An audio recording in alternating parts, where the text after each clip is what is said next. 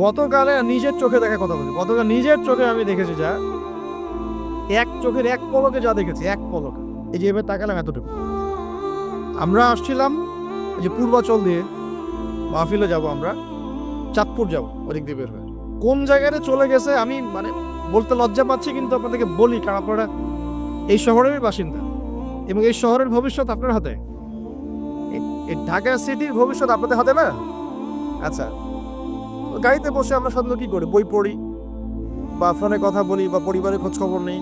গাড়িতে বই পড়তে পড়তে চোখ লেগে যায় না অনেক সময়, চোখটাকে রেস্ট দেওয়ার জন্য জাস্ট একবার গ্লাসটা খুলে বাইরে তাকিয়েছি, পাশ দিয়ে একটা গাড়ি চলে গেল, একটা উবার টাইপের একটা গাড়ি চলে গেল, ড্রাইভার গাড়ি চালাচ্ছে, পিছনের সিটে, আপনার শহরের অবস্থা বলছি, পিছনের সিটে আমি দেখলাম যে একটা ছেলে এভাবে বসে আছে, আমি যেভাবে বসে আছি, আর একটা মেয়ে তার উপরে উঠে বসে আছে ওপেন রাস্তার মধ্যে। এটা আপনাদের শহর। আমি যে বলি যে কিয়ামতের যত সায়েন্সগুলো আছে, নিদর্শনগুলো, সেগুলো মোটামুটি প্রকাশ পেয়ে গেছে সব শহরগুলোতে, আপনারা তো বিশ্বাস করতে চান। নবীজি এটার কথাই বলছিলেন হাদিসে যে কিয়ামত ততদিন পর্যন্ত হবে না যতদিন পর্যন্ত মানুষ গরু গাধার মতো রাস্তাঘাটে জেনা করবে না। স্পষ্ট হাদিস আছে, কিয়ামত ততদিন পর্যন্ত হবে না যতদিন পর্যন্ত মানুষ গাধার মতো রাস্তাঘাটে জেনা করবে না। এগুলো জেনা না, জেনা মানে কি শুধু ওই সেক্সুয়াল শারীরিক সম্পর্কে জেনা? দেখেন ফ্ল্যাটে ফ্ল্যাটে জেনা হচ্ছে, ফ্ল্যাটে ফ্ল্যাটে মাদকদ্রব্য সেবন করছে, ধনীর দুলাল, কোনো খবর নেই। একটা অসুস্থ প্রজন্ম তৈরি করছে আমরা, জানেন? এই প্রজন্মের ছেলেরা নাস্তা করে 12টা-1টার দিকে দুপুরে, এদের রাত হয় 12টা-1টা পর্যন্ত, ঘোরাফেরা করে, ফজরের নামাজের সময় ঘুমায়, ফজর নামাজটা পড়ে ঘুমায় না, কিন্তু ফজর নামাজের সময় ঘুমায়, উঠে দেখবেন 12টা-1টায় নাস্তা করে 12টা-1টার দিকে। এরা সালাম দিতে লজ্জাবোধ করে, এরা সালাম দিতে লজ্জা পায়, পিতাকে সালাম দিতে লজ্জা পায়। হ্যাঁ, টাকলুর উপরে কাপড়, দাড়ি রাখা এদের কাছে মনে হয় ব্যাকডেটেড থিঙ্কিংস। হ্যাঁ, এরা পাপকে পাপ মনে করে না, মাদককে এরা স্বাভাবিক মনে করে, জেনাটাকে স্বাভাবিক মনে করে, ফ্রি মিক্সিং জেনাটা খুব স্বাভাবিক, বয়ফ্রেন্ড গার্লফ্রেন্ড খুব স্বাভাবিক বিষয়, ঠিক আছে? বাপের টাকা পয়সা থাকলে এগুলো নিয়ে বন্ধুদের সাথে মজ মাস্তি করাটাকে এটা ফ্যাশন মনে করে, টাকা উড়িয়ে দেখে ফ্যাশন মনে করে। ওই টাকা পয়সা কামাই করতে পিতাদের কত কষ্ট হয়েছে ওরা জানে না, পিতারা জানে। এই প্রজন্মের মেয়েরা দেখবেন পর্দাটাকে ব্যাকডেটেড থিঙ্কিংস মনে করে, চুল খোলা রেখে গেঞ্জি টি শার্ট পরে বাইরে ঘুরতে যারা পরিমাণ লজ্জাবোধ কাজ করে, যারা পরিমাণ না। বিভিন্ন অকেশন আসলে দেখবেন মোমবাতি জ্বালিয়ে অগ্নি পূজা শুরু করে দেয়। হ্যাঁ, এবং কোনো কোনো ক্ষেত্রে সংস্কৃতির নামে এমন কিছু শিরকি কাজ করে যেগুলোর সাথে ইসলামের কোনো সম্পর্ক নেই। এরা জীবনে প্রতিষ্ঠিত হওয়াকে, বাইরে একটা ডিগ্রি সার্টিফিকেটকে নাজাতের ওসিলা মনে করে ফেলে।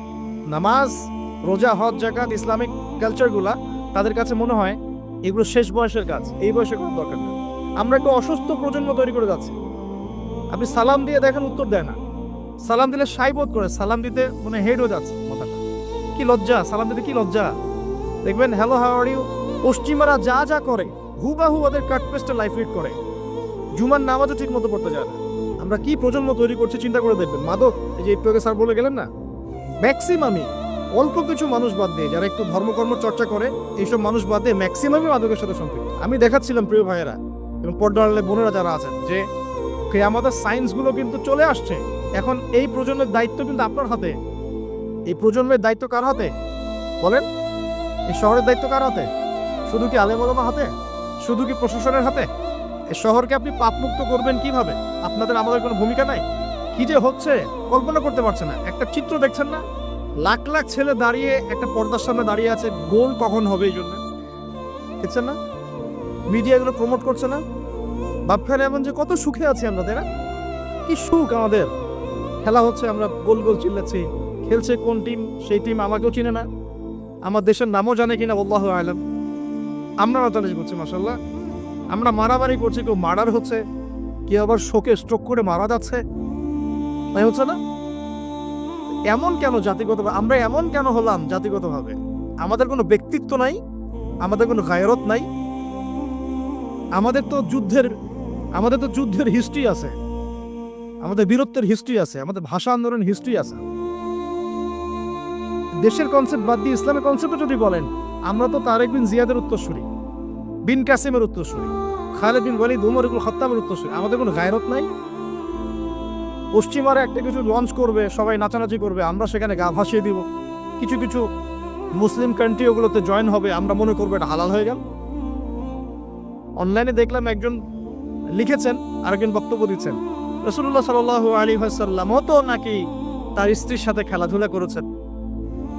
রাসূল সাল্লাল্লাহু আলাইহি ওয়াসাল্লাম তার স্ত্রীর সাথে দৌড় প্রতিযোগিতা করেছেন রাতের অন্ধকারে। মসজিদ নববীর মধ্যে ঈদের দিন উৎসব পালন করা হয়েছে নববীর মধ্যেই। এটার সাথে আপনি ফিফার দলিল টানছেন? এটা দিয়ে আপনি ফিফাকে জায়েজ করতেছেন? এখানে তো জুয়া হচ্ছে। একটা মুসলিম কান্ট্রি কাতার যা অ্যারেঞ্জ করেছে, এই অ্যারেঞ্জমেন্টটা অন্য আগের সব অ্যারেঞ্জমেন্টের চেয়ে বেটার, কারণ সে তার মধ্য দিয়ে ইসলামের প্রচার করার চেষ্টা করেছে, সে তার জায়গা থেকে চেষ্টা করেছে। কিন্তু মন্দের ভালো, এর চেয়ে ভালো কিছু করা সম্ভব ছিল না এখানে। সে যতদূর পর্যন্ত পেরেছে ট্রাই করেছে, এবং সে কিন্তু ছোট রাষ্ট্র হলেও অনেক বড় বড় ওয়ার্ল্ড অ্যাফেয়ার্সের বিষয়ে সে মাথা কামায়। আমাদের ঢাকার সমান আয়তন হবে কিনা সন্দেহ আছে, ঢাকা বিভাগের সমান হয়তো আয়তন হবে। সে ওয়ার্ল্ডের বড় বড় জিও পলিটিক্যাল বিষয়ে সে মাথা ঢুকায় এখন। হ্যাঁ, সে তার সর্বোচ্চ চেষ্টা করেছে, কিন্তু এর মধ্য দিয়ে যে সারা বিশ্বে কোটি কোটি যুবক তাদের হায়াত নষ্ট করছে, তাদের যৌবন নষ্ট করছে, তাদের রাতের ঘুম ইবাদত নষ্ট করছে, হ্যাঁ, আপোষে দ্বন্দ্ব লিপ্ত হচ্ছে, বিধর্মীদের কালচার ফলো করছে, ওদের ফ্ল্যাগ টাঙাচ্ছে। আমার দেশের মধ্যে, স্বাধীন সার্বভৌম রাষ্ট্রের মধ্যে অন্য একটা রাষ্ট্রের পতাকা তুলবো কেন? আমার গায়রত নাই?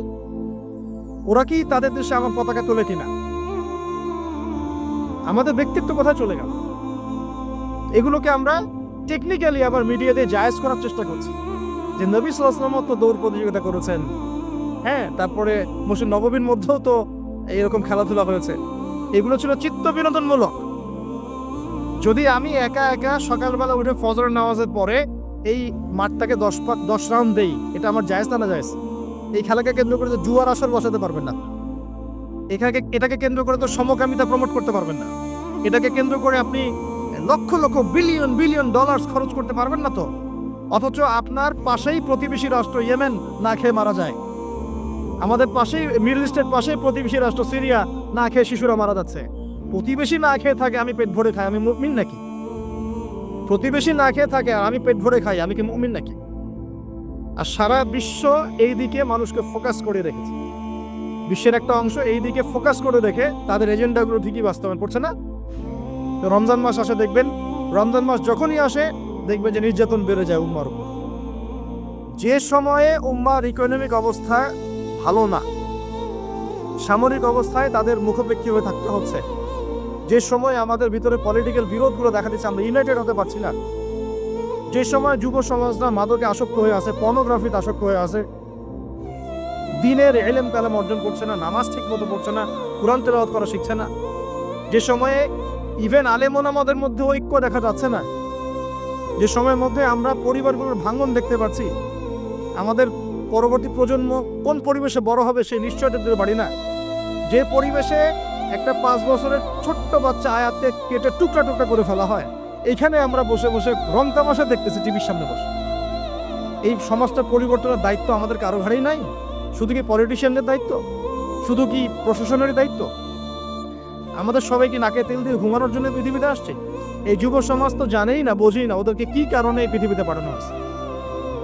সে যে মুসলিম, তার যে দায়িত্ব কর্তব্য আছে, আল্লাহ পাক যে তাকে সৃষ্টি করেছেন তার ইবাদত করার জন্য এবং আল্লাহর জমিনে দিনটার প্রচার প্রসার ঘটানোর জন্য, তার কোনো ফিকির আছে? একটা পর্দার সামনে দাঁড়িয়ে সে আধা ঘন্টা, 1 ঘন্টা, 1.5 ঘন্টা সময় নষ্ট করে ফেললো, তার ফিজিক্যাল কোনো উপকারও কিন্তু নাই, আছে? কি অবস্থা! মানে মিডিয়া যে কি প্রমোটটা করতেছে।